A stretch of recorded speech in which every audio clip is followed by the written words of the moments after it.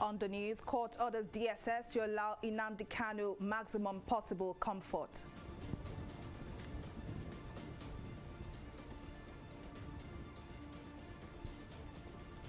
Reps invite INEC chairman over cost of direct primaries.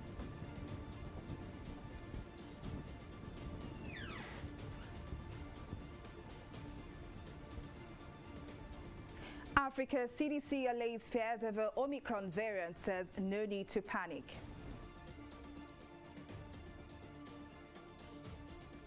We're glad to have you join us to news now. I am Folashade Ogurinde. A federal high court in Abuja has ordered the Department of State Services, DSS, to allow Nnamdi Kanu, leader of the indigenous people of Biafra, IPOB, to have the maximum possible comfort in the facility. The trial judge, Justice Binta Nyako, who gave the order on Thursday, also ordered the DSS to allow Nnamdi Kanu to have a change of clothes, give him medical attention, and allow him practice his faith. Senior counsel to Kanu, Ejiofor, on November 16 said the separatist leader had not been allowed to change his clothes since he was arrested. Ejiofor had also approached the court with an application seeking an order of the court to accommodate the trial in November and December this year as against the earlier January 19. Kanu has been in custody of the DSS since his extradition to Nigeria in June 2021. Actually truncated by the circumstance I may not wish to delve into now. And afterwards, the matter was adjourned to January 19 and 20. So, in view of the enabling laws, particularly ICJA and Federal High Court Parties Direction, which require the hearing of application, the trial of this case of this nation day to day, we filed an application for the time within which to hear this application, this matter to be abridged.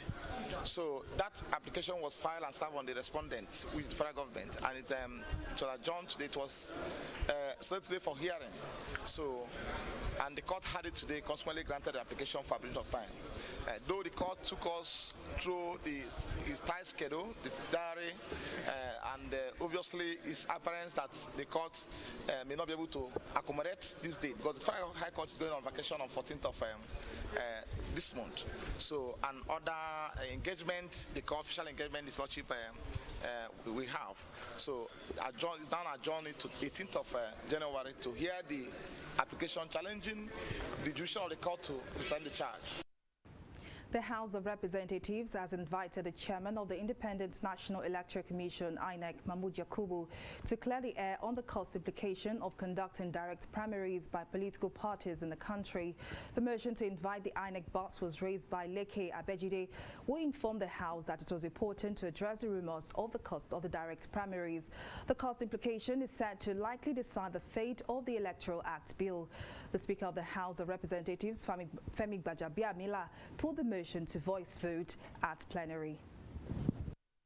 This motion on the urgent need to invite the INEC chairman to brief the House on the actual cost of direct primary, so that all the insinuations that are going around can be clear to the whole nation. To brief the House or the committee? To brief the committee on INEC and that of appropriation, because now that we are considering the appropriation that is still within the National Assembly for possible consideration for whatever is going to cost for this direct primary. We are all aware the importance of direct primary, how it will transfer power to the real people, where they will be able to select or elect the people that will represent them, either from the presidency down to the councillor. And there have been a lot of noise about the cost implication, People have been saying that it will go up 500 billion. But this is just mere say. Nobody has ever sat down to check the actual cost it's going to cost the nation. The Senate has urged the presidency to, as a matter of urgency, take over the Nigerian Navy flagship fleet, NNS Aradu. This formed resolutions reached by the Senate on Wednesday after a motion sponsored by Judge Sekibo representing Rivers East constituency, which was considered during plenary on Wednesday. The senator would draw attention to the importance of the Nigerian Navy flagship, decried the lack of maintenance it has suffered over the years. Nigeria has no flagship on our seas today, and at lost our pride of dreaded sea power among the African nations. Understand that NNS Aradu can be defeated either locally or internationally, or both, to give her 25 years extended lifespan or more. Understand further that defeating NNS Aradu may require $200 million, while replacing same will require more than $700 million. Accordingly, resolves to 1. Urge the presidency to take over the NNS Aradu as a presidential asset and resuscitate it for our national security, safety, and pride. In view of the fact that it will cost the country $200 and the $200 million and about $500 million will have been saved by the country for other purposes, it will have meant that this Senate has acted in the right way. And that is the additional reason as to why this motion is apt and timely at this time of our situation. Ships of similar type, similar category, purchased by other countries in other countries, are still serving, are still working, still worthy, performing the duties they're supposed to perform. But this one, 2 times has suffered serious degradation. The Senate should be able to ask questions, Mr. President. Because spending money again to fit it, only for it to go down again, I think is a waste of money. There was mad ruckus during an interactive session between the Senate Committee on Army and the Commander Training and Doctrine Command of the Nigerian Army, Major General Stevenson Olabanji. 2 members of the Senate Committee on Army staged a walkout on Tuesday over the alleged lopsidedness in recent recruitment carried out by the Nigerian Army. A member of the committee who doubles as Deputy Minority Whip of the Senate, Abdullahi Ibrahim Dambaba, had asked General Olabanji to explain alleged lopsided recruitment carried out by the Army. But the acting chairman of the committee, Abba Moro, who presided over the session, ruled Dambaba out of order, saying the meeting is not for such inquiry. Speaking to newsmen, Dambaba explained that he walked out from the meeting with another senator from Rivers State because the acting chairman was preventing him and other senators to ask questions on unequal recruitment in the Nigerian Army. Let us once more ask for these statistics, so that we will be able to know whether what the general was saying, that there has never been any lopsidedness in their recruitment, whether it is a matter of fact or just a matter of, not speculation, whether it is just a matter of, voicing out his opinion, but not really based on facts. As that was being my response, the acting chairman said, no, this is not our mandate. I took offense of that.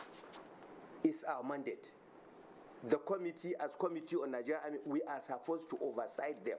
We are supposed to see to it that whatever responsibility that Nigerian Army has must seriously, must ensure that that responsibility is carried to the letter. Responding to the allegation, the acting chairman, Abba Moro, said he prevented his colleagues from asking questions the commandant could not respond to. The point I made there is very clear. I was chairman of that committee at that time. And the question that was not relevant to the content of the meeting, we have the agenda of the meeting. So I can't rule you out of order. And I ruled him out of order because he was asking the Commander Training and Doctrine a question on recruitment. And the man is only giving people to train. He doesn't recruit. And I'm on good record that the committee had previously talked to the Chief of Army Staff on the recruitment policy of the Army and the fact that members of the Senate Committee have not been carried along because their candidates have not been taken. And the man explained, said, one, there are processes. There are processes, starting from physical to medical to whatever. And that if we gave them candidates that didn't meet those requirements, they will have no choice but not to pick other people that are better qualified. The network of people living with HIV/AIDS in Nigeria, NEP1, is calling for attitudinal change against stigmatization and inequalities against people living with HIV/AIDS in the country.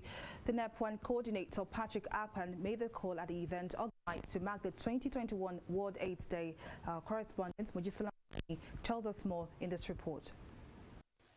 In Nigeria, over 1.9 million people are living with HIV, making it the second largest country in the world.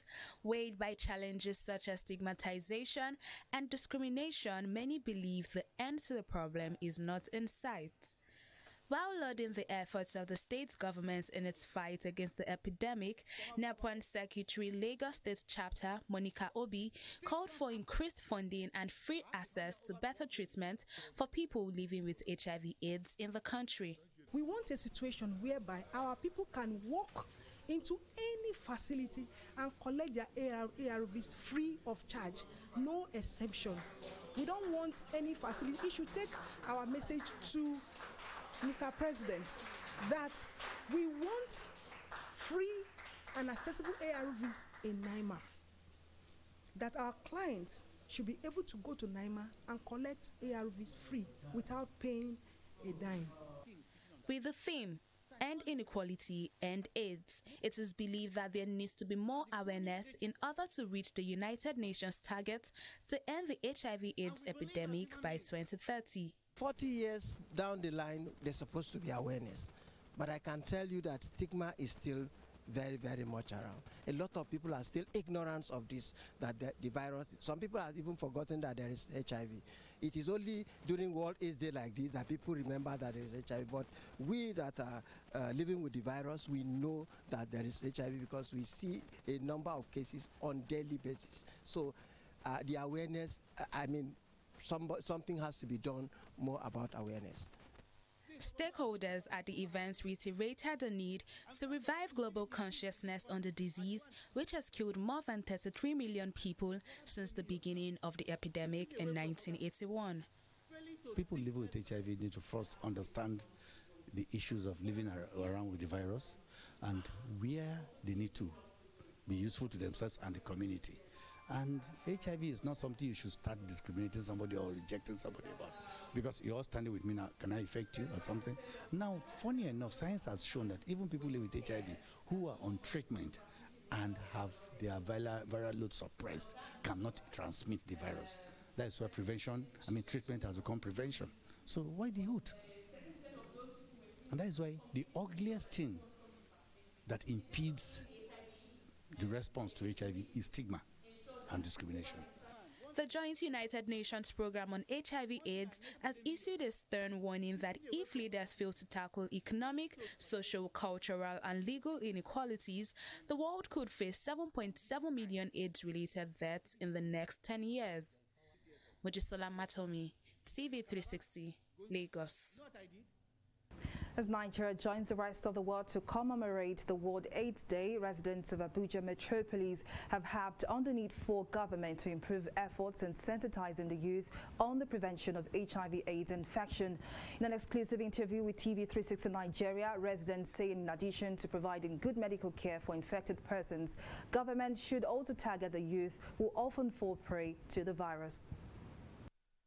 Quite a number of persons living with HIV and AIDS in Nigeria don't have access to the things that they need to stay healthy, to stay alive, to live a normal life. And I think that it's important to challenge every stakeholder along the spectrum that if we pay attention to primary health care, we pay attention to health infrastructures, and we pay attention to access, especially for persons living in rural areas, we may even be marking even greater wins against HIV HIV and AIDS in Nigeria? They have to increase the tempo of their awareness, to raise the consciousness of Nigerians, particularly the youths.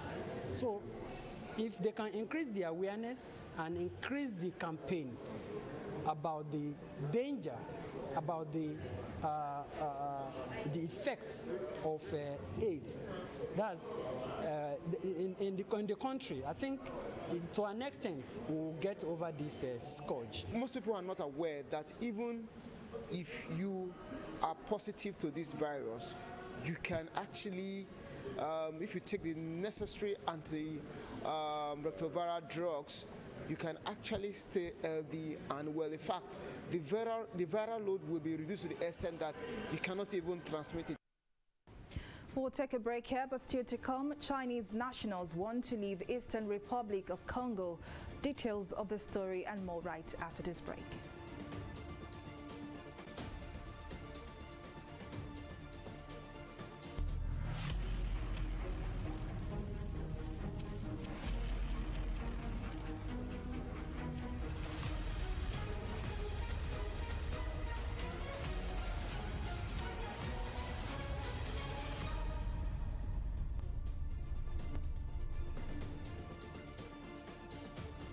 Welcome back. Now here is a recap of some of our top stories tonight. A federal high court in Abuja has ordered the Department of State Services DSS to allow Nnamdi Kanu, leader of the indigenous people of Biafra IPOB, to have the maximum possible comforts in its facility. The trial judge, Justice Binta Nyako, who gave the order on Thursday, also ordered the DSS to allow Nnamdi Kanu to have a change of clothes, give him medical attention, and allow him to practice his faith. Senior counsel to Kanu Ifeanyi Ejiofor at November 16 said the separatist leader was not allowed to change his clothes since he was arrested.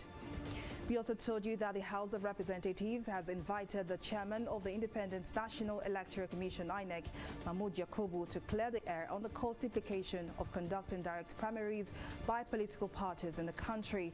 The motion to invite the INEC boss was raised by Leke Abejide, who informed the House that it was important to address the rumors of the cost of the direct primaries. But in case you missed any of our news bulletin or for more updates, do log on to our website on www.tv360nigeria.com. You can also follow us on our social media platforms on Twitter, Instagram, YouTube, and Google Plus at TV360 Nigeria. On Facebook, we are at TV360 Online.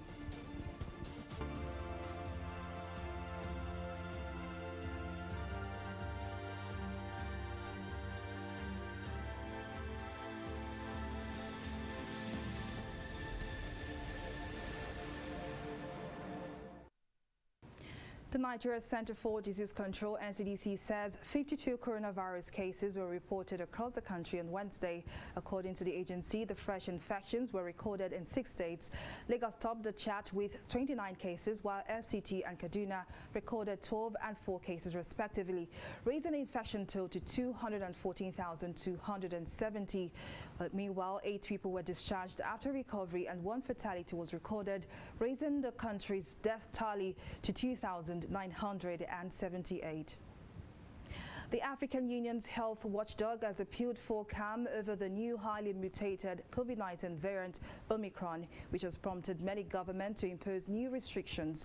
The new variant was first reported to the World Health Organization by South Africa a week ago and has quickly shown up across continents, deepening fears of another deadly wave of infections and signaling that the nearly 2-year battle against the pandemic is not over. Head of the African Centers for Disease Control and Prevention, John Ikengason, however, urged moderation and said they have been preparing for the possibility of a new variant and are well placed to contain surge in cases. Well, we'll take another break here. I return with more stories and business. Do stay with us.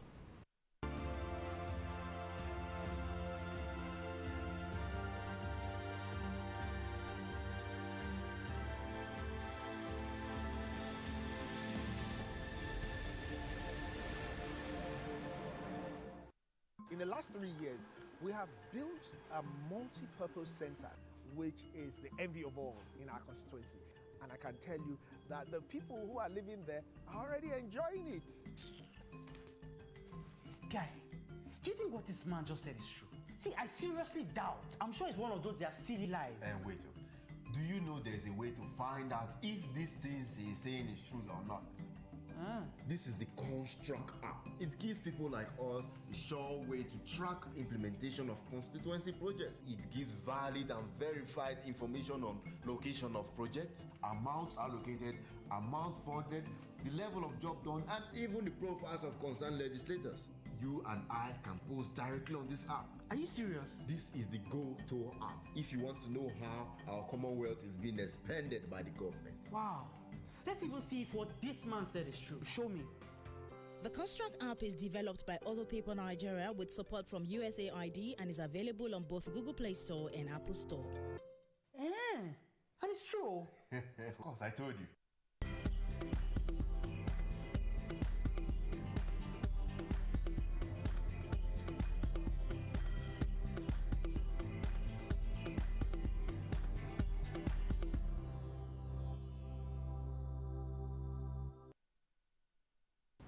Welcome back. Well, let's now join Abisola Adebayo for the latest in the world of business. Over to you, Bisola. Thank you very much, Falashade. Welcome to Business News. 3 telecoms companies have qualified as approved bidders for the forthcoming 3.5 gigahertz spectrum auction for the deployment of 5th generation networks in Nigeria. According to the Nigerian Communication Commission in a statement, the qualified bidders have also met the intention to bid deposits as outlined in the information memorandum. The Commission also revealed that the top successful dealers are MTN Nigeria PLC, Mafab Communications Limited, and Airtel Networks Limited. Nigeria's informal retail market is currently worth over $100 billion and continues to grow due to the country's entrepreneurial fervor, significantly contributing to the nation's economy. But this promising sector is plagued with the challenges of poor logistics, as wholesalers sometimes have issues getting goods from the manufacturers and even selling to the customers. But a new company in Lagos is looking to solve this challenge by providing an online shopping space for both wholesalers and consumers. Our correspondent Mojisola Matomi has the details. The worldwide lockdowns necessitated by the COVID-19 pandemic has led to a surge in e-commerce and accelerated digital transformation. As lockdowns became the new normal, businesses and consumers increasingly went digital, providing and purchasing more goods and services online. Tapping into this new trend, Wabi BV decided to launch Wabi Nigeria, an online convenience store that links FMCG companies to wholesalers, then goes ahead to link the wholesalers to the final consumers, giving them the ability to access their favorite brands easier and faster on their cell phones. We make the platform open. We don't list products for wholesalers. We have an exhaustive list of products already today on Wabi, and all the wholesalers do when we sign them up is they go to activate the products they want to sell. So we have no restrictions whatsoever. Wabi Nigeria digitalizes the traditional trade channels, helping small business owners improve sales by giving them the opportunity to buy and sell online. To get local wholesalers on the platform, Wabi hunters go into the communities daily, interact with the local store owners, then convince them to place their products online to enhance better sales. Some retailers who do not have devices, so they can't even place the orders by themselves. So when they have such requests, they reach out to their account managers and make those requests. Okay? Now for the orders, they just log into the app to place their orders. Sometimes they also have challenges logging into the app, maybe some tech issues. They will also reach out to their account manager. So because they have been onboarded on the platform one-on-one, they already have a relationship with their account managers or with the person who has signed them on. Bayade Koju is a local store owner in the Mushi area of Lagos. He signed up on the Wabi platform in June, and it's been a jolly ride since then. Wabi has actually changed the experience for us because, for instance, if I buy my cowbell or my pig milk, I'm selling to the customer buying from me at cost price. You know, I'm sure you'll be wondering how we're making profit, right? But since we joined Wabi, we've been selling profitably, to be honest. Last month, we did 7 million naira sales. It sounds small still, right? But the profit on the 7 million is more than the businesses I've been doing with all my suppliers in the past. Since its launch in April 2021, the company has garnered over 10,000 retailers on the platform, with over 100 field sales representatives constantly engaging customers and gathering feedback. Mojisola Matomi, TV360, Lagos. We'll take a break here and return with a review of the stock market.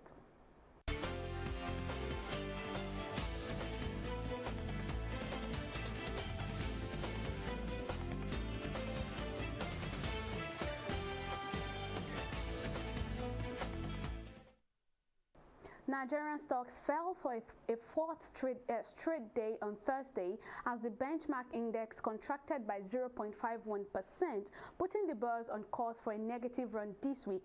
Apparently, investors have continued to engage in profit-taking activities since the beginning of the week, and there are no indications that they might stop anytime soon. Specifically, at the close of trading today, the all-share index closed at 42,247 basis points, while market capitalization edged down to 22.044 trillion naira. Topping the list of shares that led the market on a downward course is BOC Gas. It's closely followed by UPDC PLC. They had a combined 1 naira 14 kobo loss. On the flip side, as our top gainers for today, Meya and NEM Insurance topped the gainers counter with a combined 16 kobo increase. At the end of trading today, our market summary sees 324 million units of shares valued at 5.2 billion naira, exchange hands in 4,706 deals. Global markets are FTSE, Dow Jones, and the Nikkei. On the foreign scene, London stocks FTSE is off the lows but still in the reds as worries about the Omicron variant and rising inflation persist. The Dow Jones, however, rebounded on Thursday from a sell-off in the previous session, spurred by the arrival of the latest COVID variant on U.S. shores. Japan stocks were, however, lower after the close on Thursday as losses in the paper and pulp, railway and bus, and real estate sectors led shares lower. That's all on stock market review. Over to Folashade for the rest of the news. Well, thank you, Bisola, for that update. Now on the foreign scene, the Chinese embassy has urged its citizens to evacuate 3 provinces in the east of Democratic Republic of Congo as soon as possible. The notice follows several cases of armed robbery and kidnappings of Chinese nationals working in mines in recent days. The 3 provinces are North Kivu, Ituri, and South Kivu. Chinese nationals in areas at risk have been asked to report to the embassy by December 10. But up next is Entertainment Reporter News Now.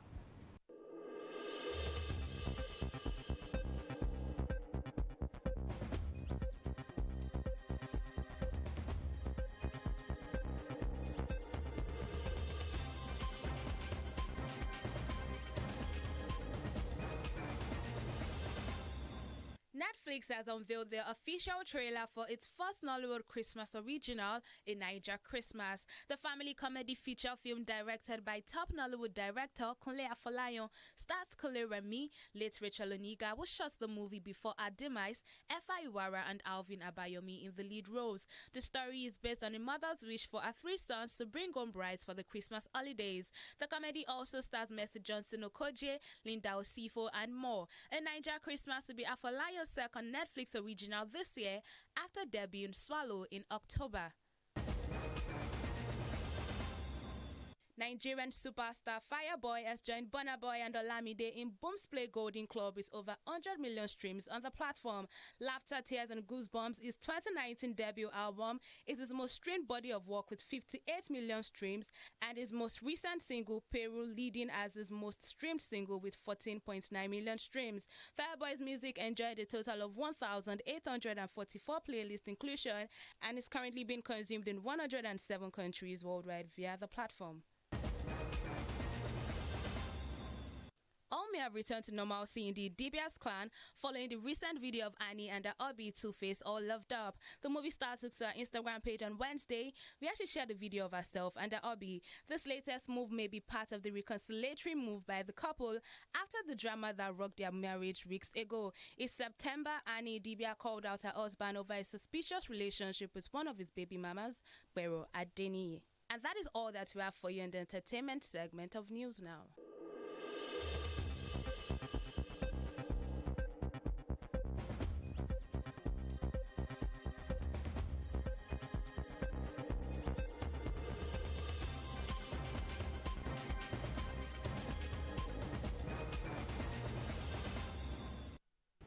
Away from entertainment and now to sports, Ralf Rangnick has been granted a work permit to start his reign as Manchester United manager.